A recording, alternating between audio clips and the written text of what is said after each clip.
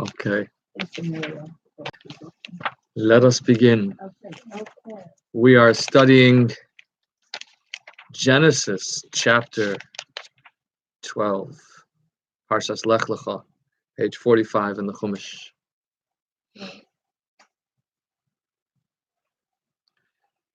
And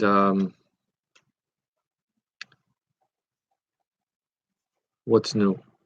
Hashem tells Abram, Lech Lecha, go forth. This, I think, this parsha, this portion that we read this week, is the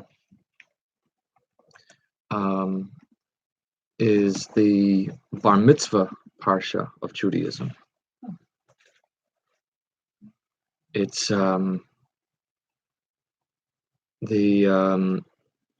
it kind of is the coming of age of what a Jew might be. It goes through the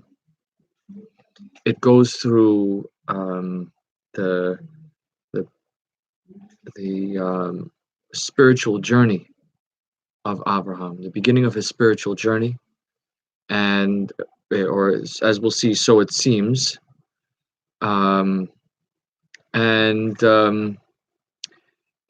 it goes to the formation of a sacred covenant between Abram and God. Right? And in this parsha, in this reading, Avraham, his name is changed from Abram to Avraham.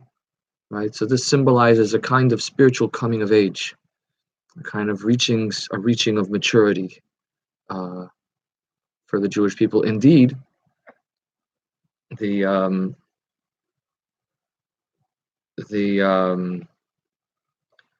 Midrash, there's a Midrashic teaching that says that the world was made of several epochs, several periods of time that comprise of 2,000 years. Are you familiar with this idea? Each epoch is 2,000 or more. It was right. Each epoch was 2,000 years. So the three epochs comprising of world history, the Talmud and Avodah Zarah tells us. The first epoch of 2,000 years was chaos. The second epoch of 2,000 years is Torah. And the third epoch of 2,000 years is the Messianic age. Okay. Before I continue, I just want to make sure I'm using the word epoch correctly. So if my research team wouldn't mind.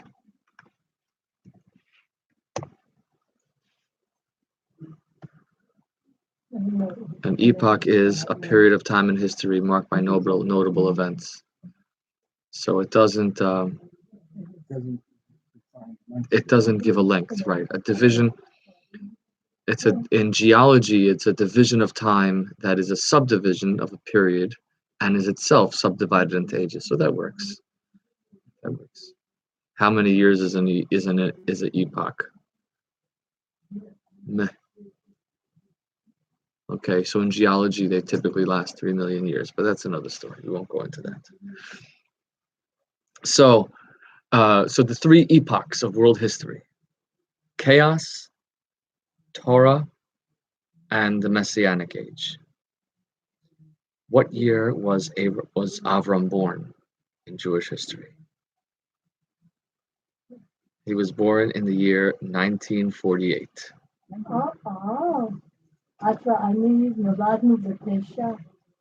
Yeah. Yeah. Yeah. Yes. So Abram was born in the year 1948.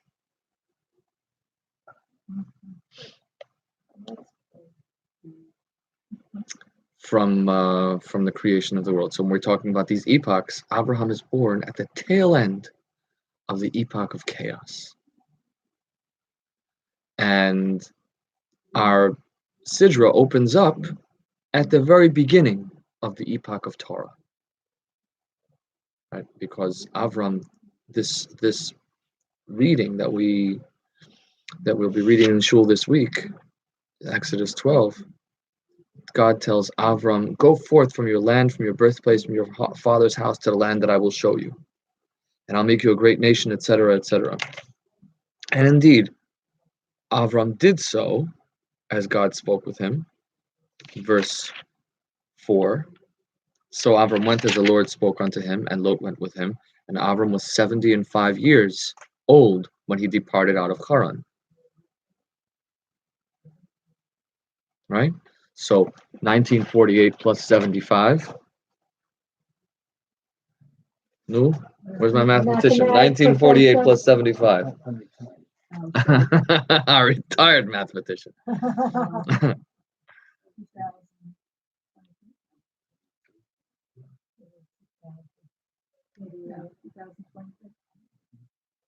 2023. So it's right in the very beginning.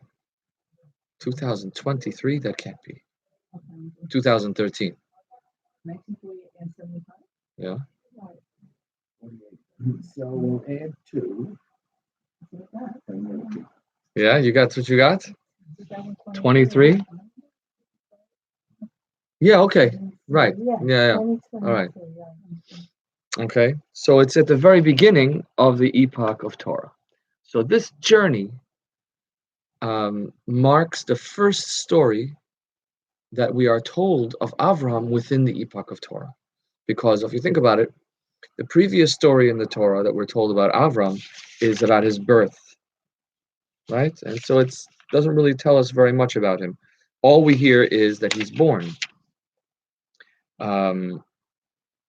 And it speaks very briefly about his young life at the end of last week's reading. Avram got married. His wife has no children. And they leave Ur Kasdim, where they lived previously, and they come to Haran. That's it. So we don't know when that happened, but presumably it happens within the previous portion, before he turned 50 or whatever it was. And so those stories are in the previous epoch. The first story that we have in the epoch of Torah is this story about the journeying, Abraham's journeying from Haran to the land of Canaan. From Haran. So the journey to Haran took place before God told him to leave. Yes. He left where he was right. with some other reason. So the question is, what is new about this journey, about this story, that is a teaching for us? Because I say that, I'm meaning, why is God telling him?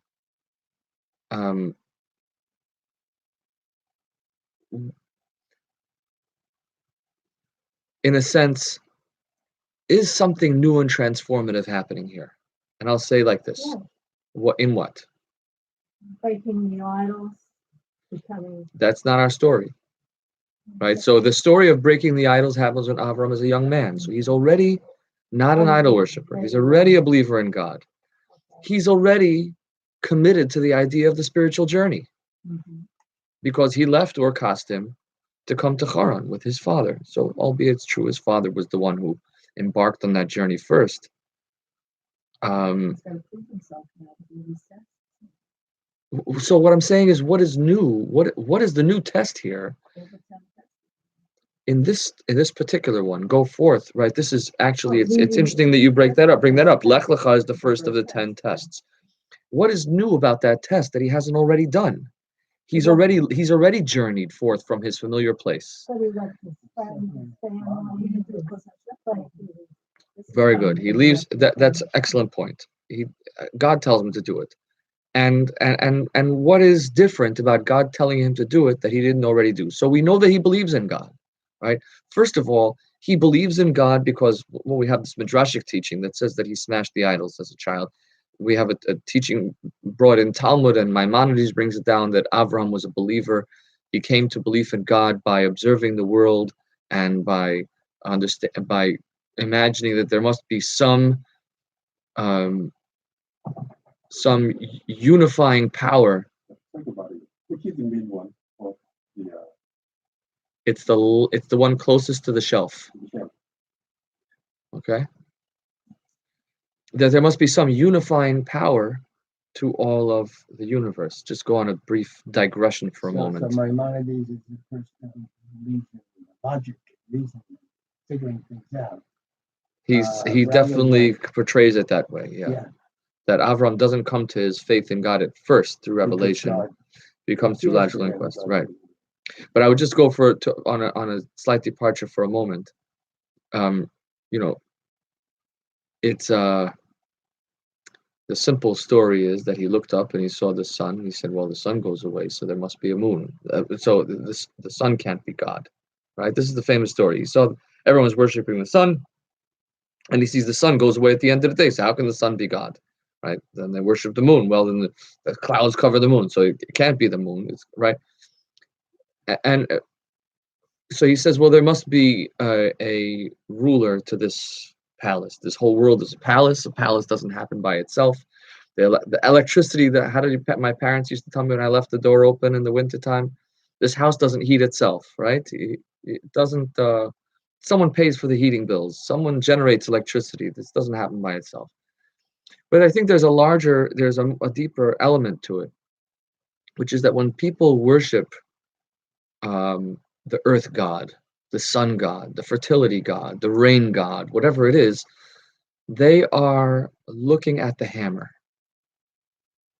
They're looking at they're looking at the tool, but they're not bearing in mind the bigger picture.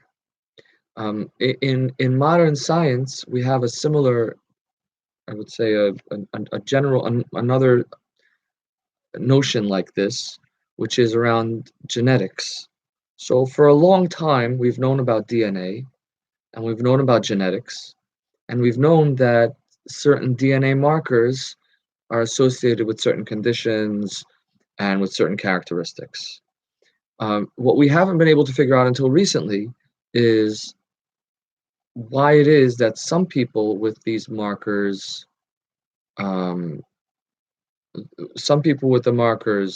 the characteristics are expressed, and other people with the genetic predisposition, the genes are not expressed. And so the thinking is that there's something called epigenetics. And epigenetics is a kind of super DNA, by super I mean superimposed upon the DNA, that's kind of pulling the levers of the DNA, indicating which gene should be expressed, right? And so looking at the DNA itself, we thought, oh, we figured out the code of the universe. We have the DNA, but actually it didn't explain very much, because we still have to understand why some genes are expressed even though they're there, why some genes are not expressed even though they're there. So we understand this idea of epigenetics, which is that there's a force behind the DNA that's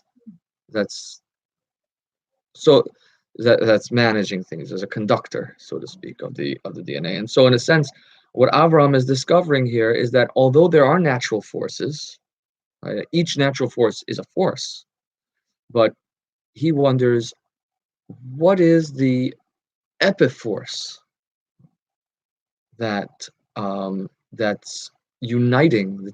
What is the context in which all of this takes place? And of course, I'm saying that epigenetics is only an example. It's just an illustrative. I'm only bringing it in an illustrative way, not to say that God is epigenetics. That's not. But in the way that there is some context in which everything occurs, and that context is intentional about those forces, and certainly the source of those forces, etc. But that's how I understand that story as Maimonides tells it. So Avram, that story, Avram, Abraham embarks upon that spiritual quest at age 3. He begins to ask these questions, and it's not. The truth is that it's not an outlandish idea to say that a 3-year-old would begin that spiritual quest, because that's really the age that children begin asking questions. Why is it? And why? They begin asking the question why at age 3.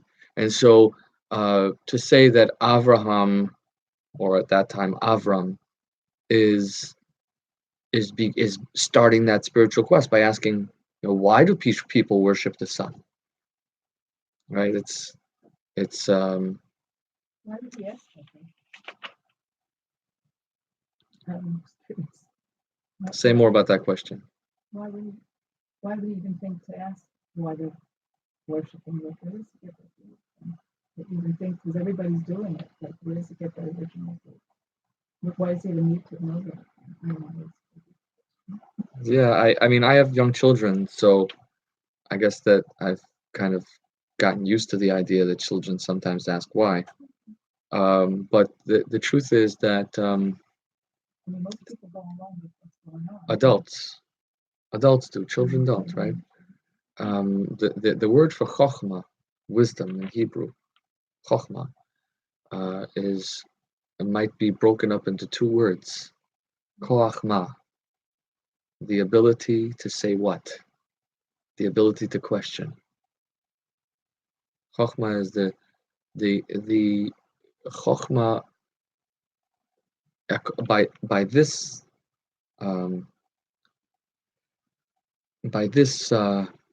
perspective. We would say that chokhmah is curiosity. Wisdom, all of wisdom begins with curiosity. With the capacity to, and not the capacity, there's a difference between a sense of wonderment and intentional curiosity, where a person believes that it is possible to find the answer to their question. That's I think curiosity. But you're right that it is a great question. Why people ask why. The Zohar says, the Kabbalah says that there is more spiritual energy in the question than in the answer, because the question upends reality. The question disrupts the status quo. What's that? Depends on the question. Depends on the question. Well, if it's the more of a question it is, the more it disrupts the status quo. Right. And the answer is ultimately seeking resolution, is seeking to return to calm, to restore order. The question is chaos. Maybe it depends on the person's soul, what their mission is, part of his mission. Maybe everybody doesn't have that mission to question so much. They follow other people. There are some people born that probably have more of a leadership qualities. Yeah, that's quite possible. That's look, people come in different forms, right? People come in different. It's interesting that Avraham's questioning phase exists in the age of chaos. Right? It's at the end of chaos is Avraham's questioning. Because when he's 3 years old, it's still in the Shtei Alafim Tohu, still in the 2,000 years of chaos. And so that occurs, and it's only in the end, it's only in the next period of time that we begin to kind of get some fulfillment. Avram gets some fulfillment.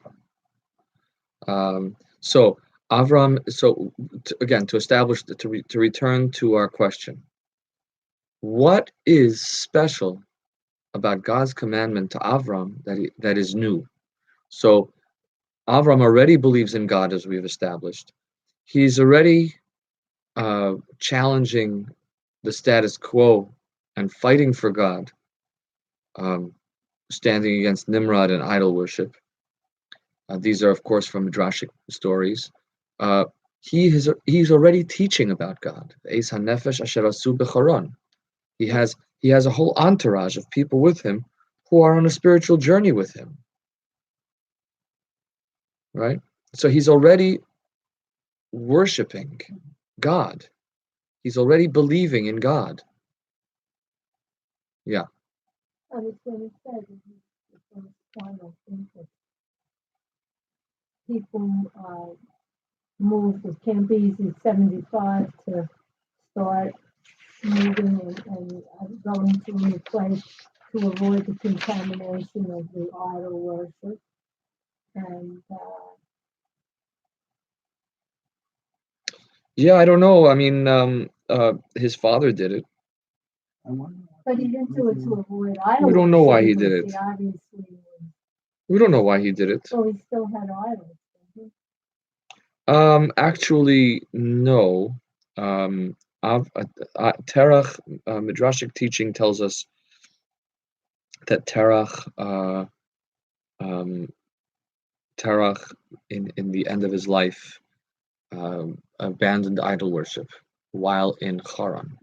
So Haran is, even though it's referred to as Haron Avshalom, the place that is a source of wrath for God, for the world, it represents the place where Terach abandons idol worship, and Avram too is observing, is living a life of worship of God and a life of belief in God and a life of teaching about it. I mean, Avram opens a religious academy in Haran, where Avram is converting people to monotheism in Haran. So, it's truly remarkable. I mean, look, it is remarkable that a person at 75 years old, at the past midlife, is going to make those kind of fundamental changes. More than moving to Florida. More than moving to Florida, yeah. But at the same time, I want to remark that the change, the departure, is not from a life of idol worship. It is from a life of godly worship. And so what's being introduced here, we must say, is a new quality that is different than just worship and belief in God. That represents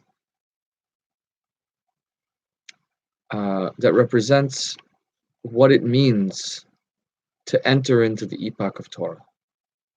What Torah is all about, and what the Jewish people are all about, and what the bar mitzvah of the Jewish people is. What does it mean to spiritually come of age? What does it mean to have a covenant with God?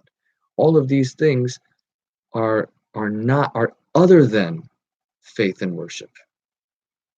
Something higher than faith and worship. Looks like he's going to start the family of Israel. Yes. So he's not. You're right. The family of Israel doesn't occur until he makes this change, right? For some reason, God doesn't bless him with children until then.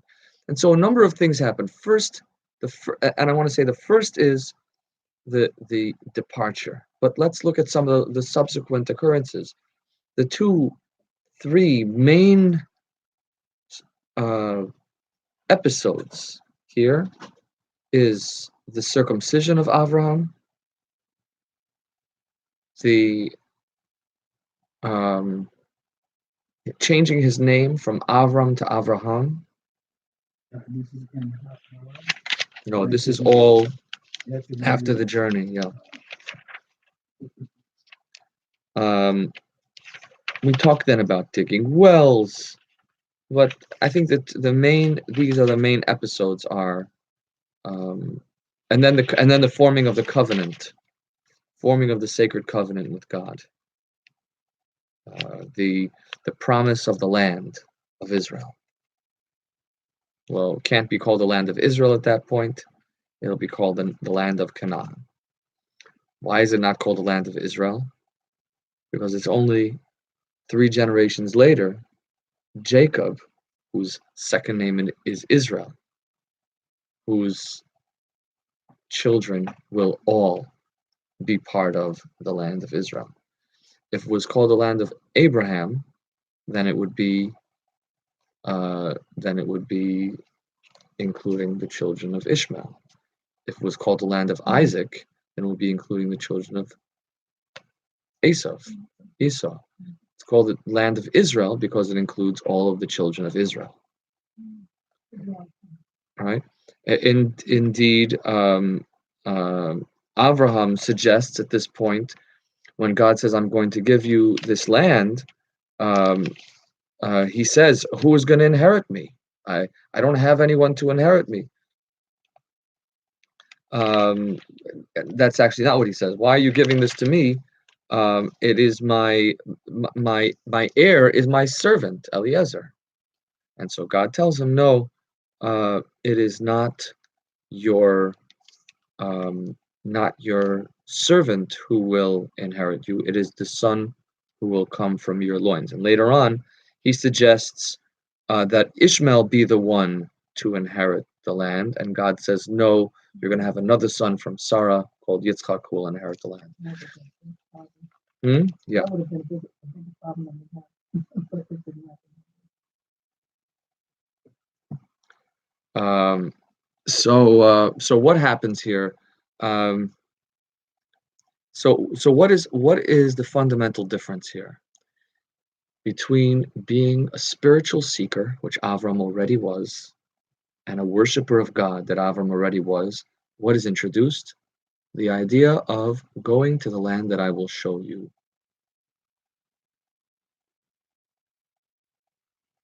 And here is introduced a new approach to the service of God, which is the service of God rather than the worship of God. What's the difference between the service of God and the worship of God? The worship of God comes from the experience of the worshiper. And the ultimate end user of worship is the worshiper. In service of God, service comes from the perspective of the master, not the servant. And the end user of the service is the master. And so by telling Avram, stop seeking to answer your spiritual questions, instead travel to an unknown place. In a way, this spiritual seeking of Avram is an attempt to resolve a sense of discord, a sense of what's the word I'm looking for?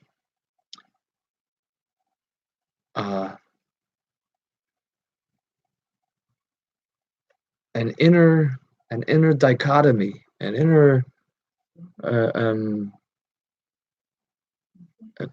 dissonance, a sense of dissonance that Avram has. So Avram is the spiritual seeking is to resolve a sense of dissonance, but that is the end user of that journey is that I should feel calm, and I should feel whole, and I should feel full, and I should have peace. Right? Not to say there's anything wrong with that, but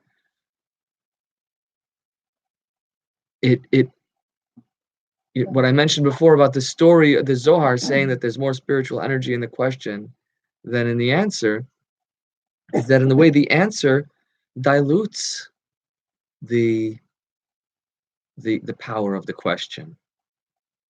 The question in and of itself is of value, that a person says, it's okay that I'm uncomfortable. It's not okay that I'm uncomfortable, but I'm living in the discomfort of my question because it's not about me.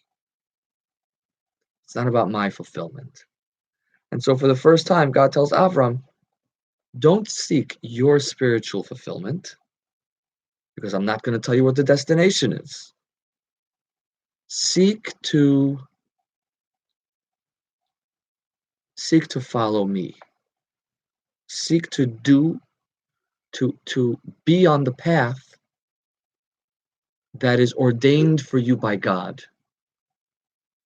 So again, don't try to find your fulfillment. Try to follow the path that I am setting out for you. Try to be what I want you to be, right? And that's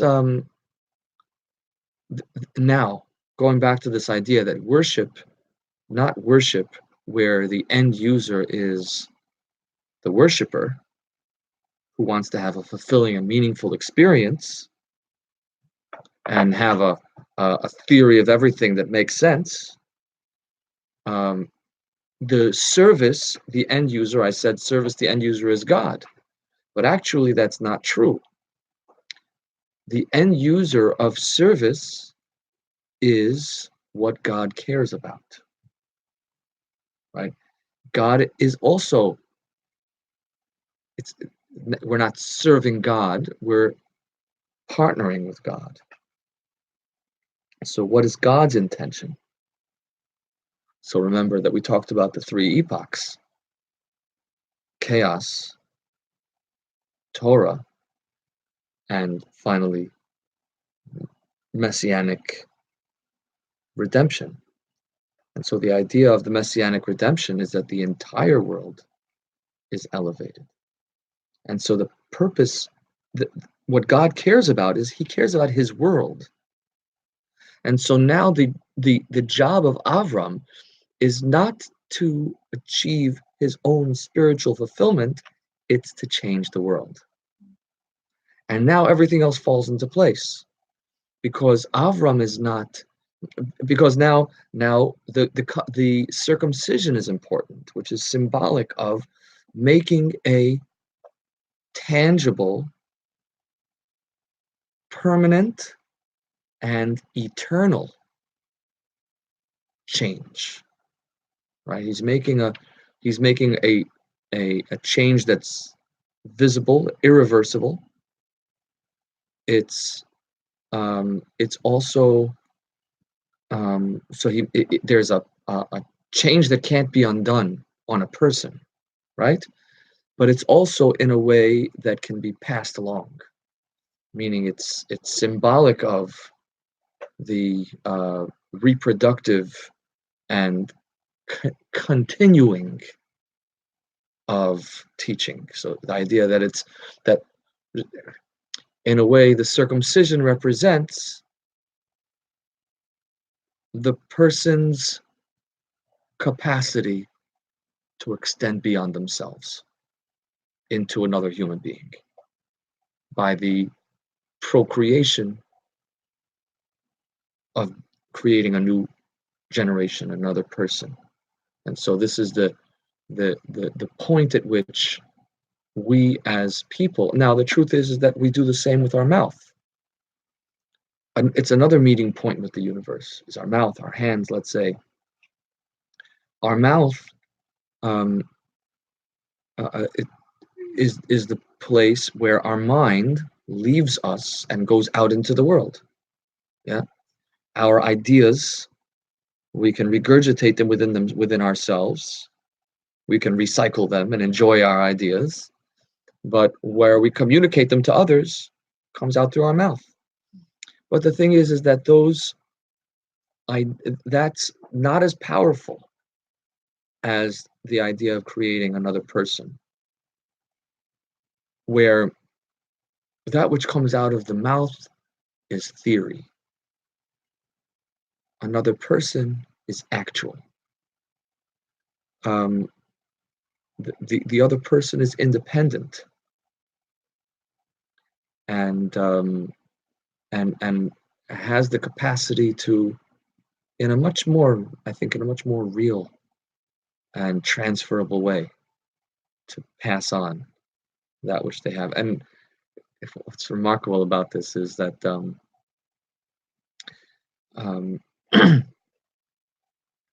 we have DNA from our parents, and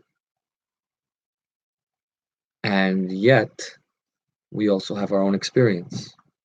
And so there is something that is completely authentically transmitted, and at the same time, there is something completely and authentically new that's created in the making of a new child. Yeah. And they say that experiences can impact the DNA itself. Right. That's on the epigenetic level. Right. That's where epigenetics comes into play, because that's the nurture and the experience will shape which genes are expressed and not. Yeah. So we come back to that. But this is, I think, the remarkable thing about from the point of view of changing the world, of passing on your teaching. There's something completely authentically transmitted, and there's also something completely new that's created. Whereas with the transmission of ideas, it could be said that the person who receives it, it's an either or, right? Either they completely they memorize what they're told and parrot it, or they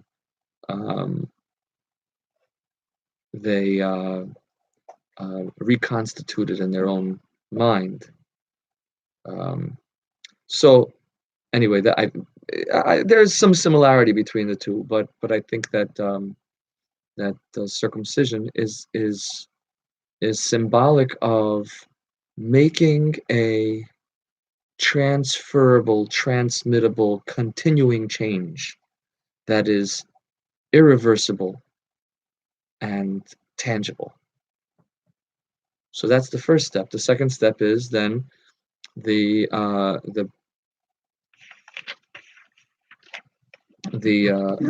promise of the land of Israel, which is, again, the idea that this teaching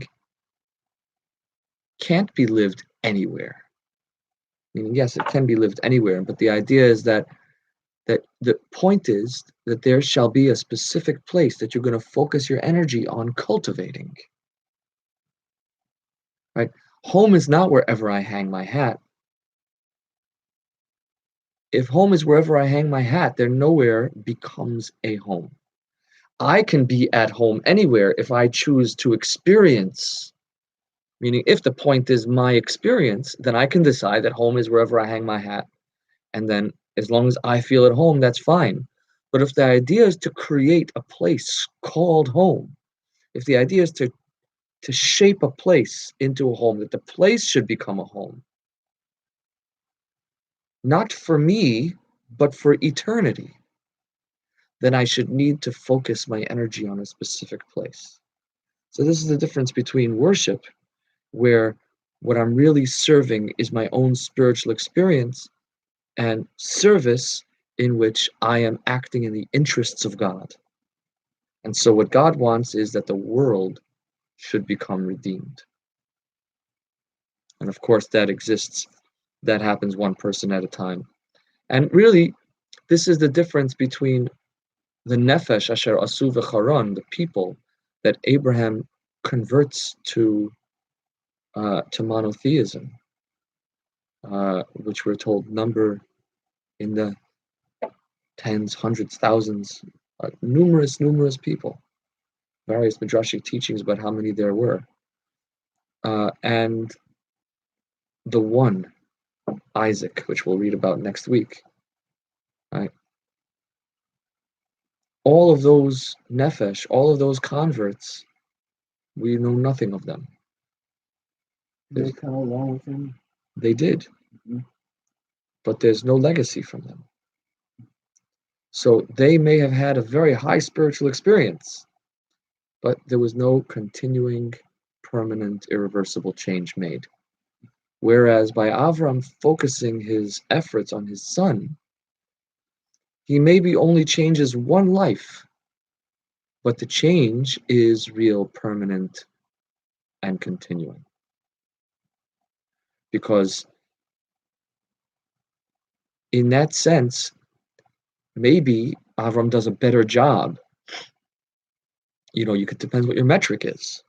Right? If your metric is to create spiritual experiences, Avram is much more successful before he has children than after. But if your metric is to act in the interests of God, which is to change the world, then he was more successful with one person than he was with thousands. And I think this is a fundamental. This is so powerful. This teaching is so powerful about thinking differently about our Jewishness, about what it means to be a Jew. Whether I'm worshiping myself, my own frumkeit, as they say, am I trying to be frum? Am I trying to be religious, be orthodox? I'm fitting into a picture of my own concept of what I'm supposed to be, versus acting in the interests of God, in which case it may not be that the frum community, let's put it that way, is the place that interest is realized.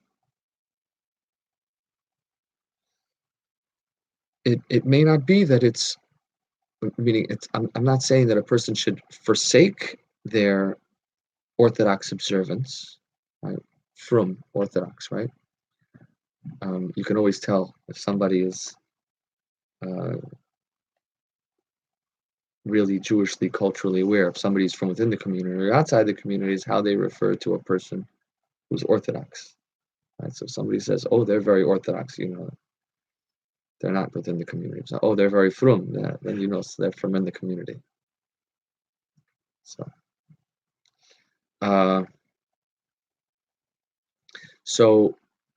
I'm not saying that a person should abandon their frumkeit, but I'm saying that it's possible that my frumkeit, my orthodoxy, my being, super max ultra orthodox, may not be a worship of God. It may simply be adhering to cultural norms, which make me feel fulfilled, which give me a sense of foundation and a sense of placement, a sense of comfort, an order to my life, right? There are a lot of reasons why a person would be Orthodox or frum, other than that I'm worshiping God. Now, you can be the same two people who are doing the same thing. And one of them is doing it because he's frum, and the other person is doing it because he's serving God, not worshiping God, serving God. And I mean, the difference will come up. There'll be times when you'll be able to tell the difference. But when you do chesed, are you doing chesed for frum people? Or are you doing chesed for everybody? Right. So if you're doing chesed for frum people, then you're just a tribal. It's just a tribal thing. It's not a service of God thing. It looks beautiful, feels beautiful, but you're serving yourself with tribalism. But I guess that if you're going to help, might as well help your own people, right? Because there's plenty of other people in the world that are going to help others. So I get confused. absolutely. That's why I said two people may be doing the same thing, right? The question is, what is your motivation? It's possible. Look, The Talmud has a question, right? If you have if two people are drowning, you can only save one of them. Then you should save your own child first, because that's your primary obligation. Nobody has that level of obligation that you do. That's not a question of what do I feel. That's a question of what is my obligation, right? So that's a good question. It's a good question. But the first step in understanding that is that I start with that my question is, what does God want me to do? And in order to make sure that I'm asking the question, what does God want from me, not what makes me feel frum, is Lech Lecha me'artzecha mimoladtecha mibeis avicha. Leave your land, leave your birthplace, leave your father's house to the land that I will show you. So I want us to talk about this on two levels before we wrap it up. The Hasidic translation, artzecha, means your desires. And remember, so artzecha, leave your desires. It comes from the Latin word ratzon, eretz ratzon. Mimolartecha, from your birthplace, means from that which is your habits. And bibeis avicha refers to your intellect. Your father's house is your intellect. So these are the Kabbalistic symbolism as to why these words refer to this. But nonetheless, this is the teaching. Eretz means your desire, your habits, and your father's house. Now, and your intellect, your intellectual ideas. So remember that we're not talking to a non-believer here. This is Abram at this point is already frum. He's already religious. He already believes in God, and he's an accomplished teacher of Torah. And he has a following. So what is God telling Avram? Leave your desires, leave your habits, leave your intellect. Abraham's desires at this point are all holy. His habits are all holy, and his ideas are all holy. Right? He is the consummate Orthodox person at this point. And so what God may be telling Avram is that forget your desire to be religious. Forget your practice, your habit, your routines, your sacred religious routines, right? It's because a person can be living a life that is religious because they like it, artzecha. They could be doing it because it's their routine that they've been raised in or that they've been doing forever how many years. Or they could be doing it because it makes sense to them. And all of these, God says, that's not why you should be doing it. You should be doing it because I said so. And doing it because I said so may not fit into a neat package. You may not see a destination of that. It may not make sense to you. It may not be fulfilling to you. You may not even know what you're supposed to do. You may never come up with a routine that'll make sense. Because you'll always be following the land that I will show you. You'll always be going to an unknown. So I would say two things. As chizuk to those of us who find ourselves to struggling, is that we can leverage that.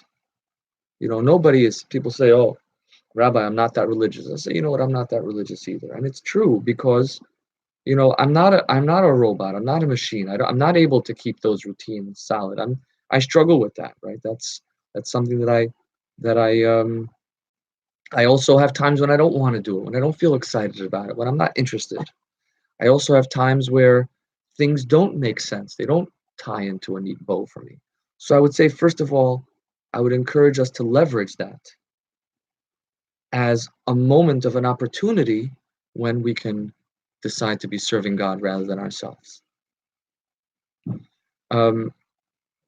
and also to just in general ask the question, what is for God, not what is for frum, not what is for religion,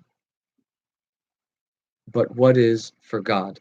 And we might find, so your question about, oh, shouldn't I be serving, right? Isn't my primary obligation to the members of my community because those are my first obligation, or the members of my family because those are my first obligation. Yeah, if it's an either or, then fine.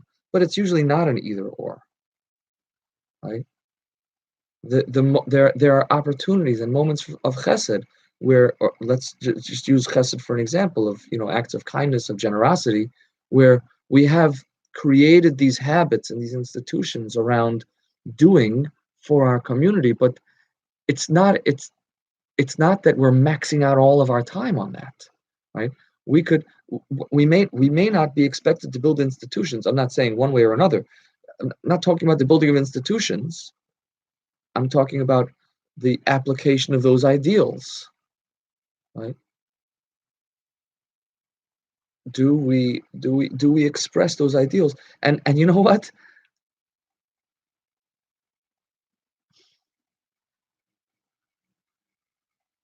If it would be about, so you want to talk halacha for a moment, that my primary obligation, when it says the members of my own communities, I said that to be politically correct because I'm broadcasting on YouTube, but in the reality is that there's no members of our community. They're Jewish people, right? It's members of our nation, right? And that applies to frum people and non-frum people. So the frum community is a complete misnomer. There's no place for it. Services for the frum community is asur al pi halacha, to say something like that. There's no place for that. We want to talk about services for the Jewish community. Okay, fine, right? So, but then again, there are places in which there are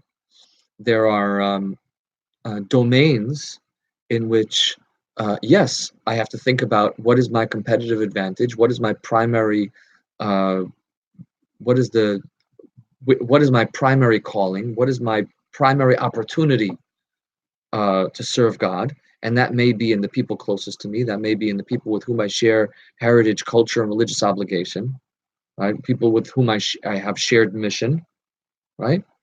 But there's also an obligation to.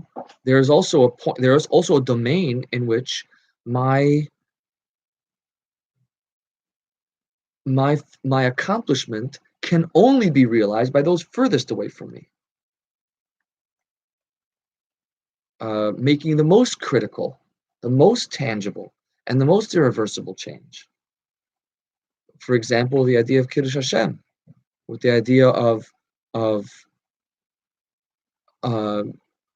transmitting teachings about God, about monotheism, about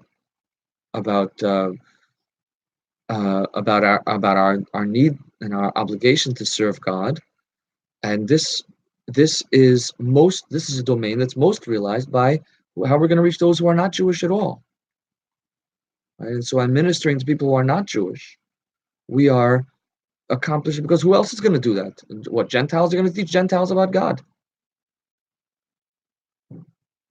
So, while we may be able to impact, if we're keeping it within the community only, we never have that bris moment.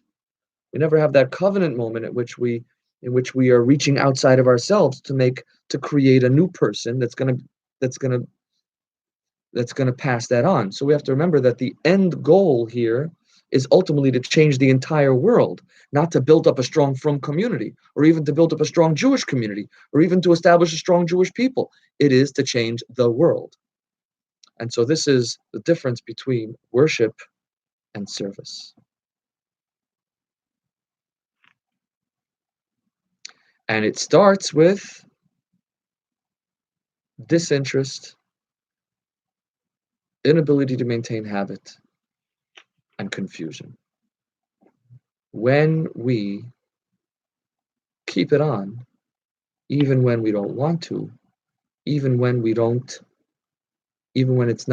not used to it, And even when we're not, it doesn't make sense to us, that is the seed of being able to transcend our own self, our own self-worship, and to be able to serve God. So I wish that we would be able to have both, that we'd be able to love what we do, and that it would be not for us.